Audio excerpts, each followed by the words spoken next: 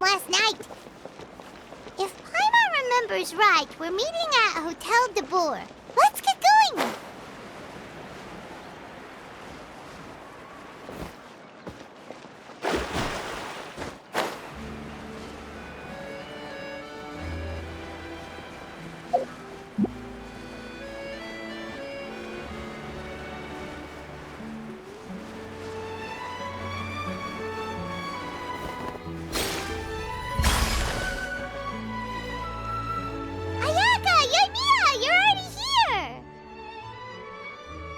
Good morning.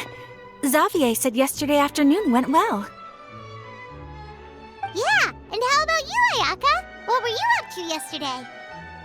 After we split up, Ayato went to see Udex Nervillette at the Palais Mermonia.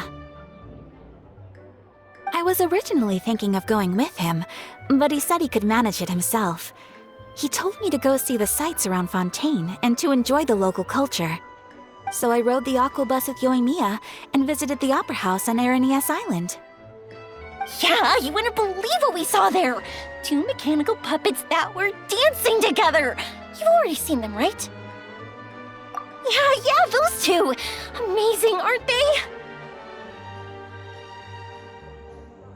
We sat and watched for quite a while. It was mesmerizing, like we could keep watching them forever. Oh, it was the same for us the first time we saw them, too! Afterwards, we went swimming at the beach!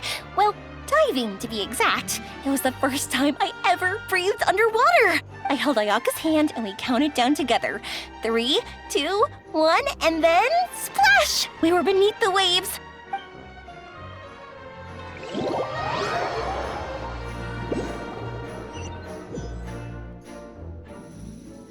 At first, I didn't dare to open my mouth. But once I couldn't hold my breath any longer, I decided to take a big breath in. Turns out the water wasn't as salty as I imagined.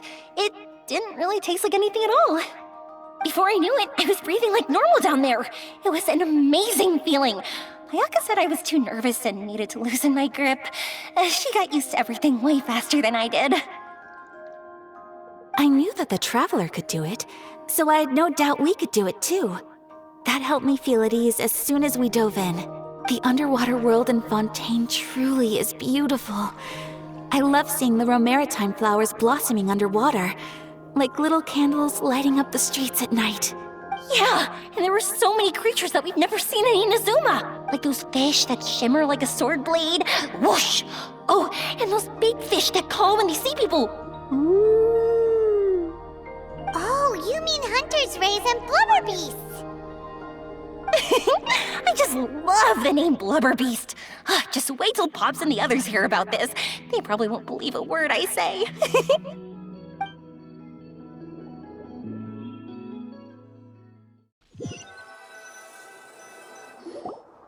Yoimiya was down there for quite a while. It was dark before we finally rode the aqua bus back to the city. I figured she'd want to sleep in today. Yeah, even I was worried that I wouldn't be able to get up. I still felt like I was drifting in the waves when I went to sleep last night. But as soon as I woke up today, I remembered that we'd all be shooting a film together, and I was ready to go. Speaking of the film, where's everybody else? My brother and Xavier were speaking to the restaurant owner about using the place as a filming location. They should be here soon. As for the others, We're here.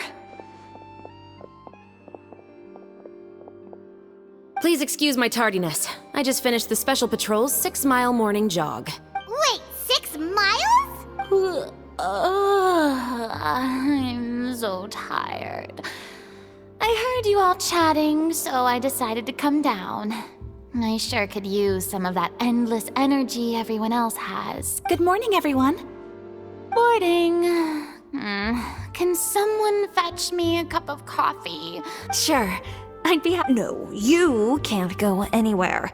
Please, have a seat over here so I can get started on your makeup. The last thing I want is coffee stains on my costume. I can get the coffee. It's the perfect job for an assistant.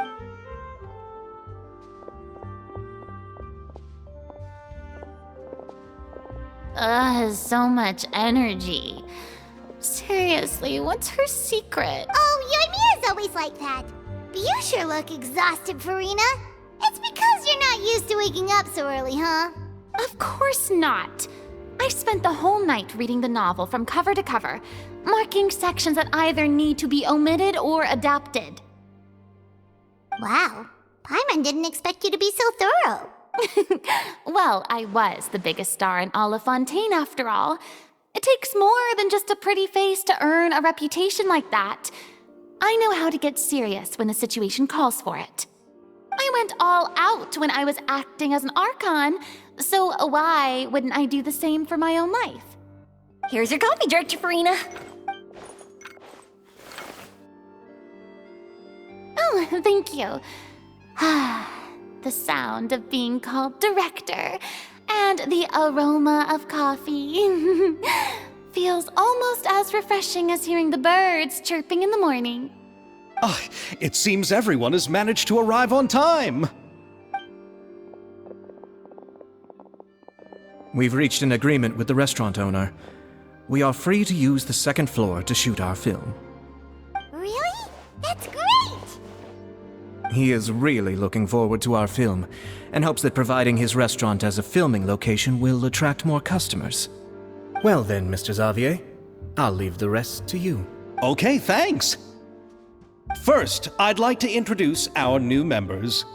This is our prop manager, Veronique. She'll be in charge of all the film's props and items. And this is Bonneau, our lighting technician. He'll be in charge of lighting and illumination to set up each scene's atmosphere. Wow, sure feels like we have some real professionals joining the crew now.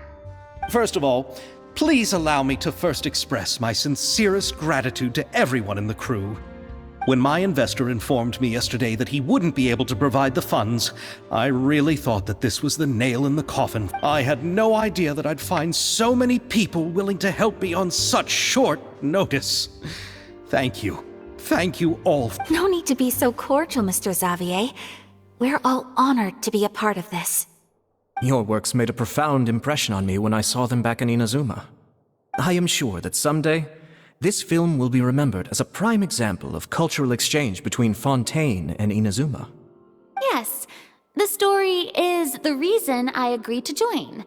I can't bear to even imagine what this film would look like without the very best director. Anyway, I would like to make a promise to everyone that as the producer of this film, I'll do whatever I can to ensure that everything goes as smoothly as possible. This is not just my film. It also embodies the thoughts and feelings of every person here, as well as the endless effort we are about to pour into it. So, without further ado, the Two Musketeers will officially begin filming now! You may take it from here, Director Farina. All right, listen up, everyone. The first scene takes place when the two young musketeers are living at the Baron's home, still unaware of all that is about to happen to them. We'll need props and lighting to set the scene. Our lead actors can go get their makeup done, and extras, please take this time to go over your positions. Whoa, seems Farina's really kicking things into gear as the director. Is everyone clear? I don't want anyone traipsing around the set like umbrella finches. All right, cameras will start rolling as soon as the set is ready. Let's make a film that'll make some serious waves in Fontaine. Not the kind of waves that drown people. I mean, the good kind of wave. Seems like she's still a bit traumatized by that. Anyway, let's go see if there's anything we can do to help.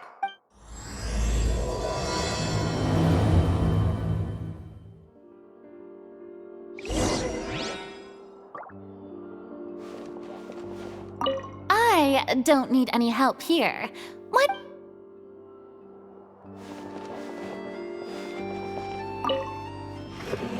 How about here? A little more to the left. You got it. Hey, Yoimiya, do you need a hand? No, I'm fine. You know, doing the lighting is kind of like designing a fireworks show. It's interesting to imagine what kind of atmosphere the lights will create. I heard that the Traveler will be operating the camera and Paimon will be the clapper loader, right? Those roles are just perfect for the two of you. Really? Is that because it'll be easy for Paimon to hold the clapperboard while flying? Well, sure, there's that, but that's not exactly what I meant. I just think that after all your journeys together, you two must have developed a super close bond and just naturally know how to work with each other. If I'm not mistaken, the director will want the cameras rolling as soon as the clapperboard goes clack. Oh, I see! It's amazing to see the magic behind filmmaking. Yoimiya, we need lights over there, too. Oh, on it! I've got to get back to work. Chat with you later. Oh, it's exciting to see so many people working together to bring the film to life. Seems like Yoimiya's really getting into it. But she was right. We do have a super close bond. Don't... Paimon's real...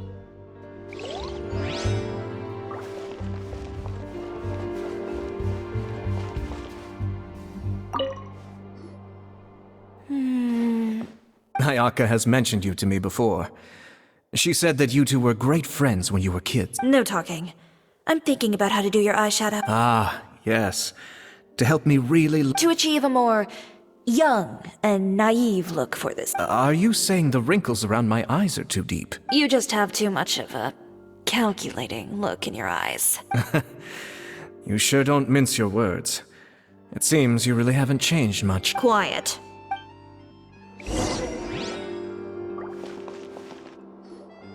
So, this is a real musket? No, it's just a prop weapon. Not bad. Have you seen a real musket before? Only in books and newspapers. I made this one based on the relative shape and proportions I saw in reference images.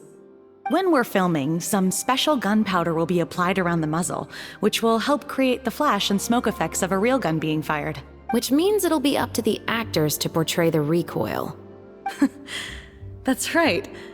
The sound effects for gunshots will also be added in post-production. Thank you, Veronique. I think I know where to start now. However, the musket's gears and firing pin could still use some work.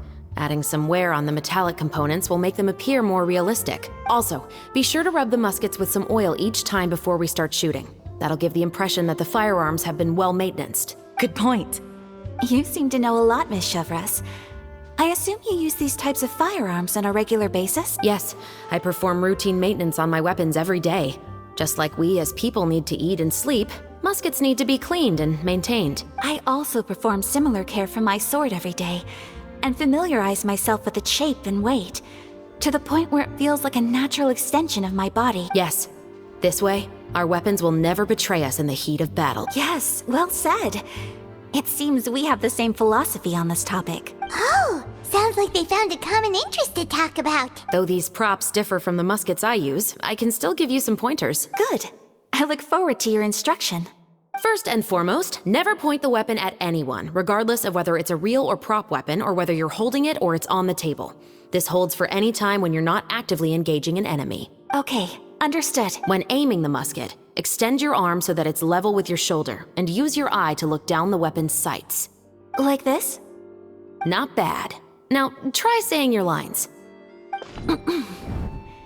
This is the end of the road for you. Good. Now turn your body a little. That way, you'll give your enemy less of a target to work with.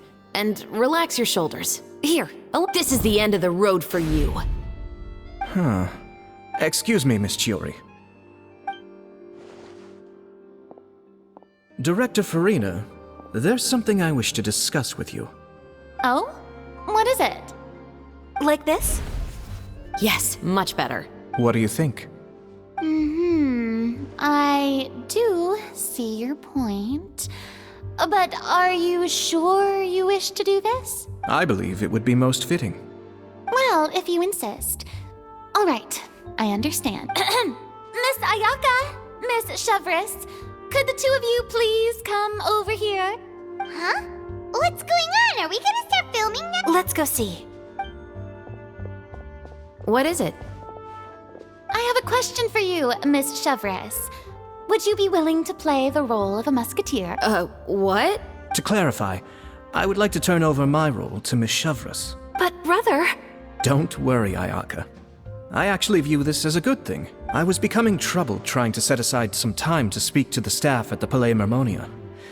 I would like to have some conversations about the cultural exchange between our two countries, and I've heard that the bureaucratic process here can get rather complicated.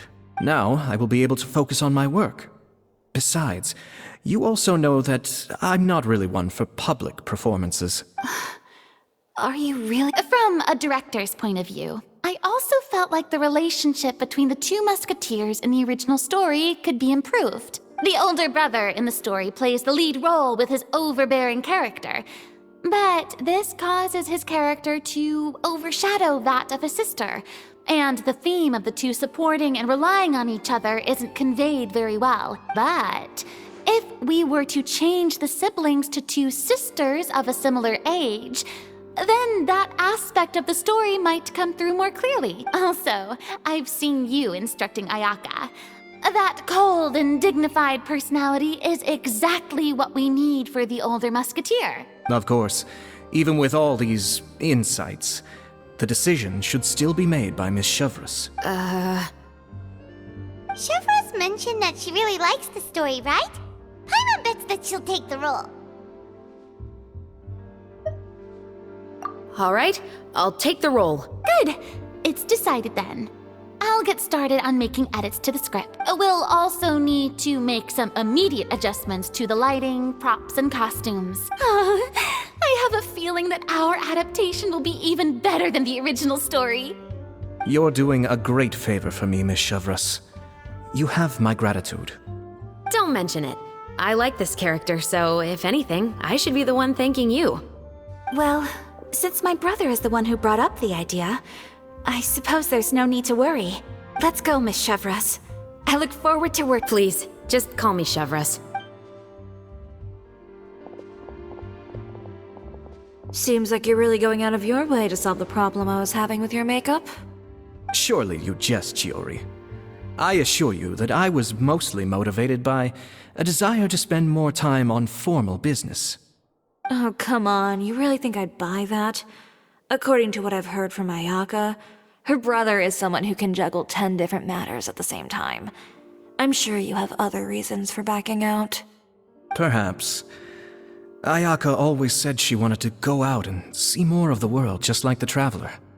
But I feel that she needs not only to see other nations, but also to make some different kinds of friends. I think it would be harder for her to make new connections with me constantly by her side. I would like to give her some space. All right, go on. Spoil her some more. Ayato, it's too bad you're stepping down from the role. Paimon really wanted to see you act as a musketeer. No need to poke fun at me. I'd wager that you also felt that I wasn't the best candidate for the role. It's a little hard for Paimon to imagine you saying those lines. Yes, I've made an appointment to meet some people from the Palais Mermonia. Now, I will have some more time to prepare. Traveler, get the camera ready. Paimon, get the clapperboard. Actors, to your positions. We're about to start shooting the first scene. Go on now. And please take good care of Ayaka. Yep, don't worry. Thank you. I look forward to seeing the film when it's finished.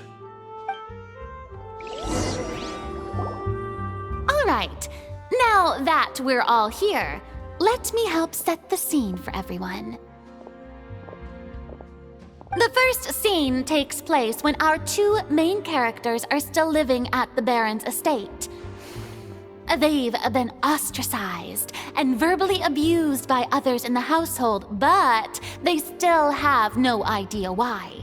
We want to capture how naive and innocent they are, despite their pain. Chevreuse will be playing the role of the older sister, Tulip, and Ayaka will be the younger sister, Iris. Be sure to get close-ups of the main characters at the right moment. Silence on the set! Lights, camera, action! Let's go! Tulip, Mother's been out for quite a while now. Perhaps she went to pick some flowers on the way home. You know how she loves flowers.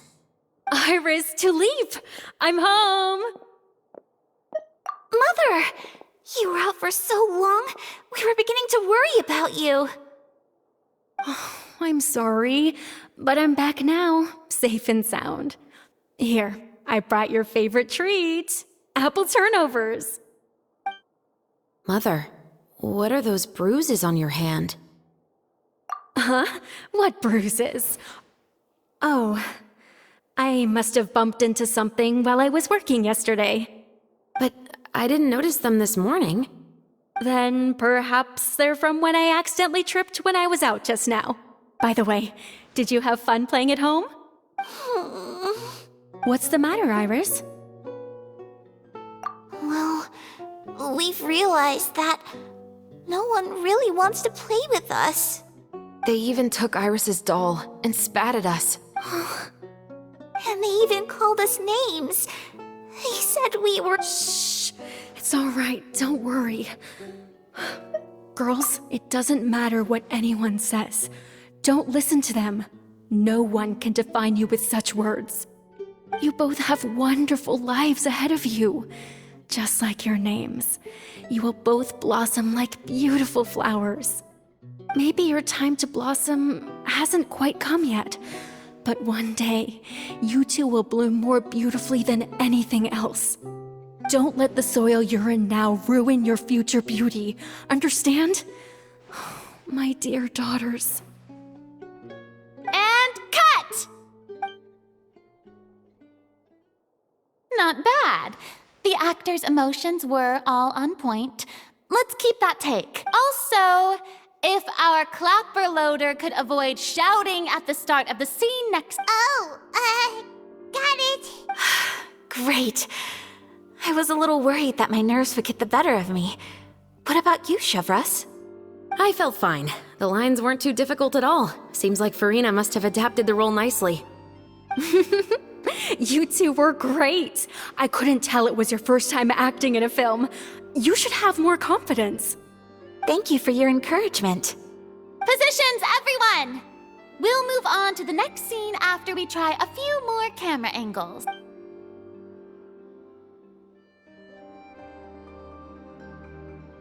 This scene is when our two characters return home, only to discover their mother has been murdered. Ready? Lights! Camera! Action! Mother, we're back. Mother?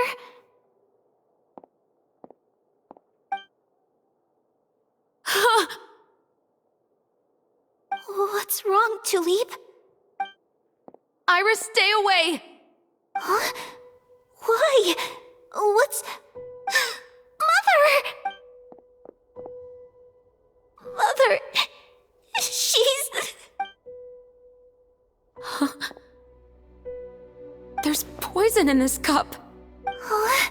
I could have sworn I've seen this kind of cup before. Those aristocrats. They didn't even try to cover up their actions.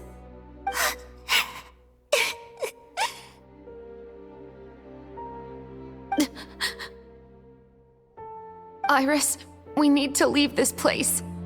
Leave? But now that Mother is gone, where can we even go? Anywhere. All I know is that we can't stay in this house.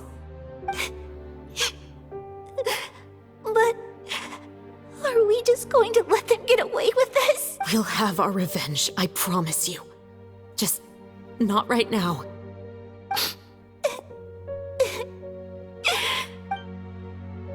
Come on, let's go.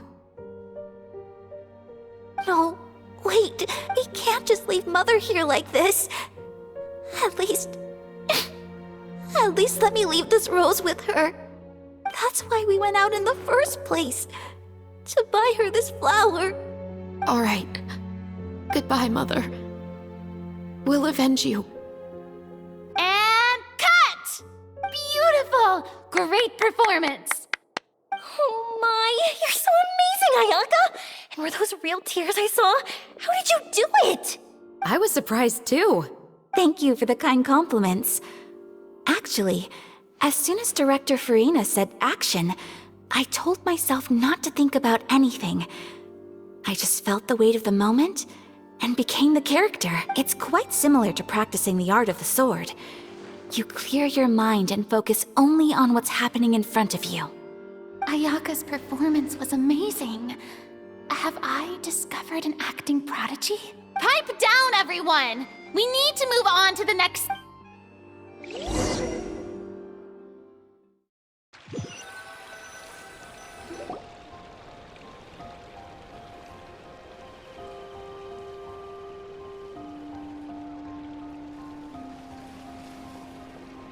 Huh?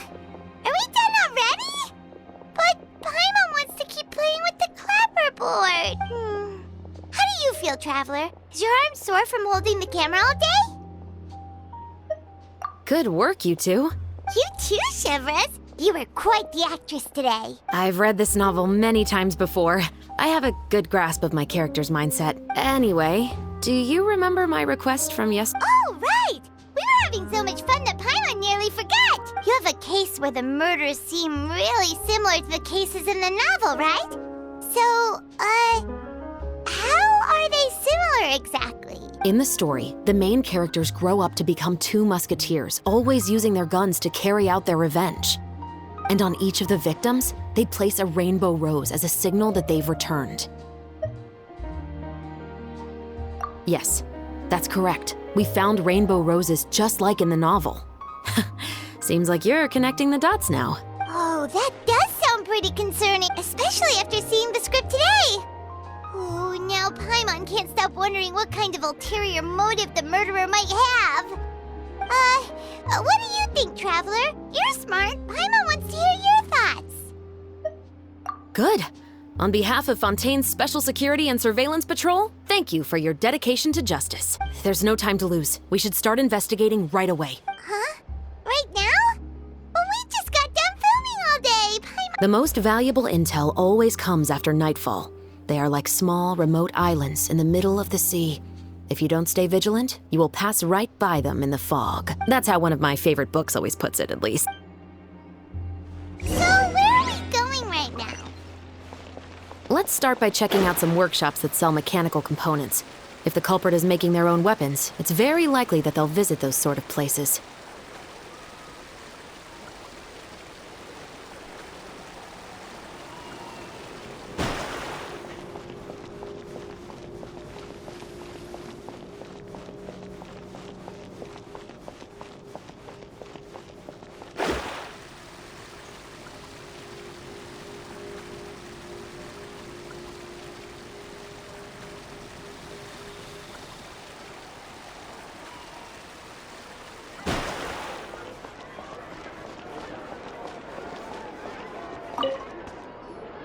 Welcome to Le Show's Clockwork Workshop. How can I help you? Hello. I'd like to know if anyone has purchased some special components lately. Special components? Sorry, could you be more specific? I mean the kind of components that aren't typically used for clockwork toys, but for firearms. Huh? For firearms? No, we don't sell those sort of things. Don't misunderstand. I'm not here to cause any trouble. We are merely investigating a case, and we're hoping that you could cooperate. Well, to be completely honest, I'm not even sure what kind of components that would entail. Has anyone ever purchased components here as an individual rather than on behalf of an organization? We have a lot of customers who buy toys, but those who buy components are all regular customers who buy in bulk on behalf of their organization.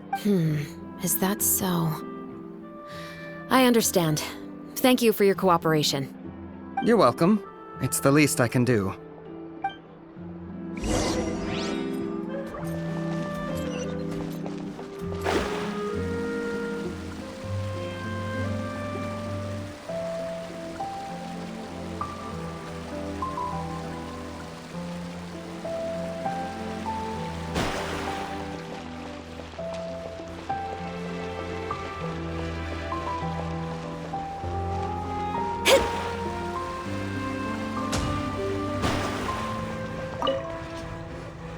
Oh, hey, Chevres.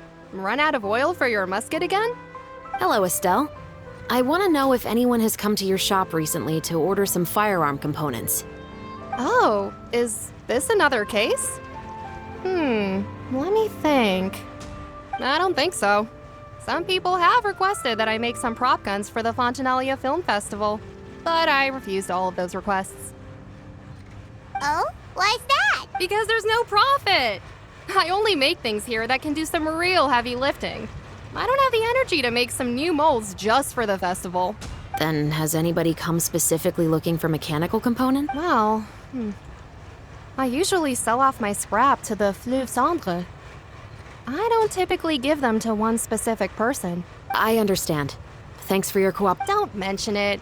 Always happy to have the Musketeers' patronage. Seems like we haven't found any leads to go off yet. Yeah, unfortunately. All right, let's head to Fleuve Cendre next. Huh? Are you sure? People might not be so thrilled to see the captain of the special patrol there. You think so, huh? Then I guess you don't know. Huh? Nope. That I grew up in Fleuve Cendre.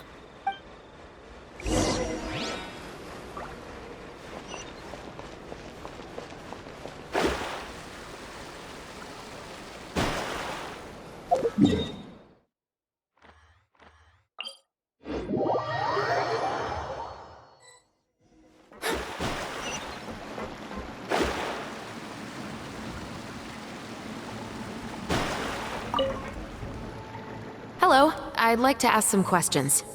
I don't know anything. Don't worry, I'm not here to arrest anybody. You say that now. It's the truth. Here, take this as my guarantee. Wait, did Paimon just see what she thinks she saw? Is the captain of the special patrol bribing a citizen?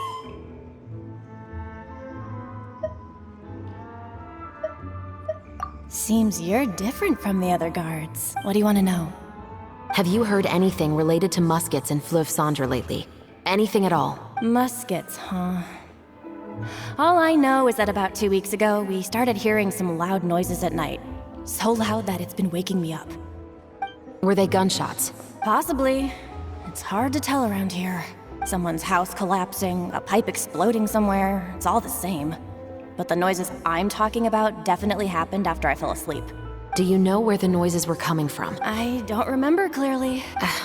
Is it that you don't remember, or that you need to think about it some more? You tell me. Then please, think about it some more. She's giving her even more Mora! The noises came from the end of the Southern Waterway. I came out and had a look for myself when I wasn't sleeping well, but I didn't dare get too close. That's all I know. All right, I'll take your word for it. Thanks for the pâte de fruits.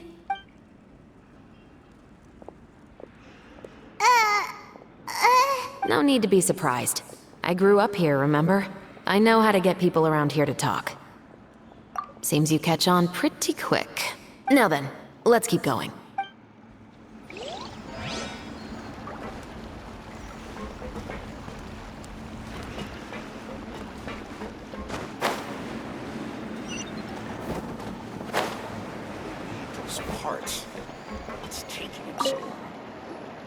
It's been a while, Tetro. Please, just get on with your request. I want to know if you've heard anybody talking about muskets lately.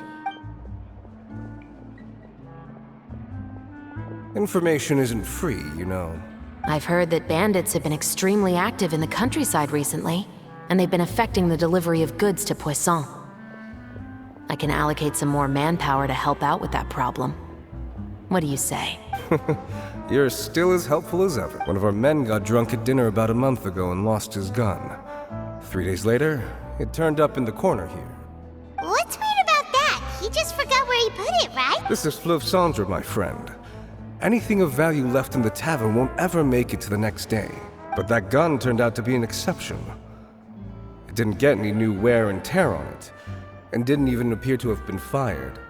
We were quite mystified as to what could have happened. I suspect it came back because the weapon was already known to the guards. You mean, a criminal was afraid the Marechaussee Phantom would use the shot marks to track them down? Maybe. But if that's the case, the culprit really took great care to avoid getting caught. I didn't say anything about a criminal. In Fleuve Cendre, knowing who was killed is as easy as knowing what clothes you're wearing today. It's the guy living in the east side, isn't it? I've never liked him. Every time he's here, he just orders a drink and sits there with a nasty look in his eyes. So, who was the one who lost the gun in the first place? Don't bother. Even if you ask, he wouldn't admit to owning a gun to some strangers. Not to mention the captain of the Special Security and Surveillance Patrol. He's right. I know you grew up here, Shovris. Even though you're on good terms with the Spina, you've still been gone too long. Not many people know you here now, and a lot of people don't like the Special Patrol. I know. So take my advice and don't show your face too much around here. It's for your own safety. I'll come and go as I please. And I'm afraid I'll be appearing more often due to my work. All right. Don't say I didn't warn you.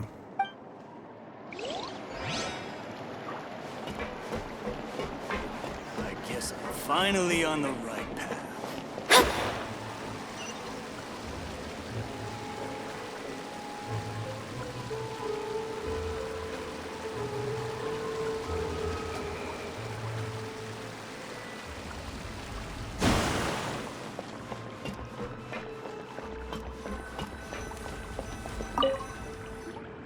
What's all this? Some broken planks and barrels, as well as some liquor bottles? Yes, but have a closer look, Paimon. Even though somebody has purposefully tried to clean them up, these are obviously marks from musket bullets. In other words, someone was here trying to improve their shot. They were using the barrels and bottles for target practice. Could it have been the killer? Your guess is as good as mine. Although many people at Fleuve Cendra own guns, few hide the fact from others. And even fewer would go to such lengths to hide markings from practice shots. Anyway, let's go. There might be more to this.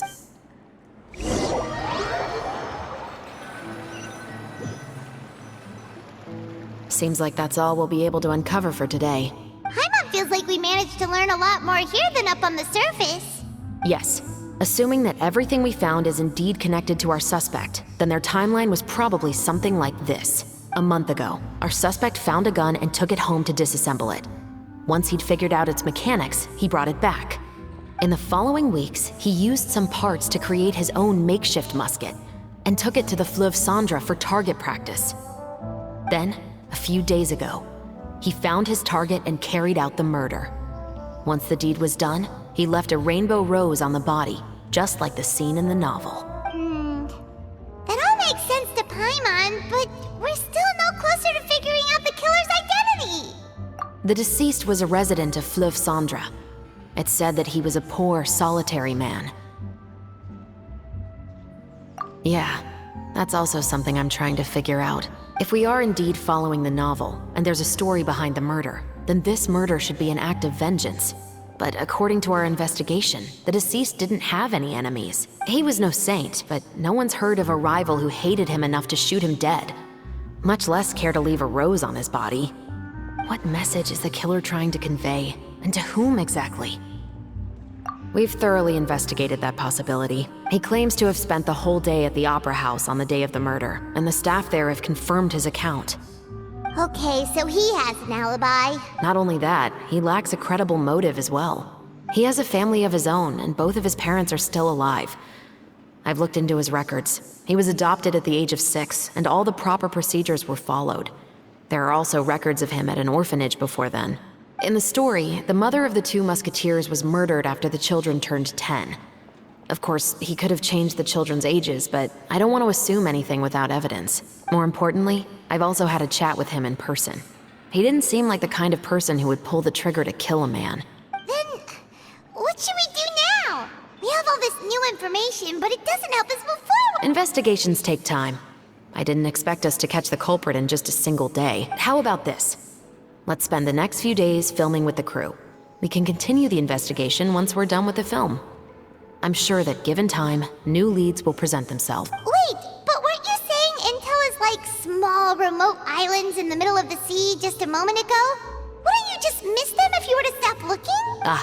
But the book had more than one reference to the islands, Paimon. Oh? What else did— As long as you spend enough time sailing through the fog, you'll eventually come across an island.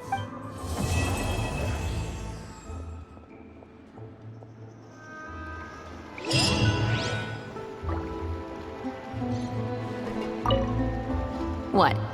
Never thought that the captain of the security and surveillance patrol could come from the Fleuve Cendra? Honestly, I'm pretty shocked too. There used to be a time when I thought I would never be able to join the guards.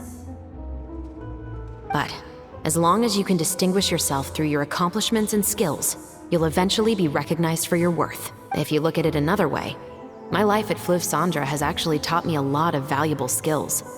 Skills like how to barter with criminals or how to think in their shoes. Of course, I'd appreciate it if you could keep this a secret between us.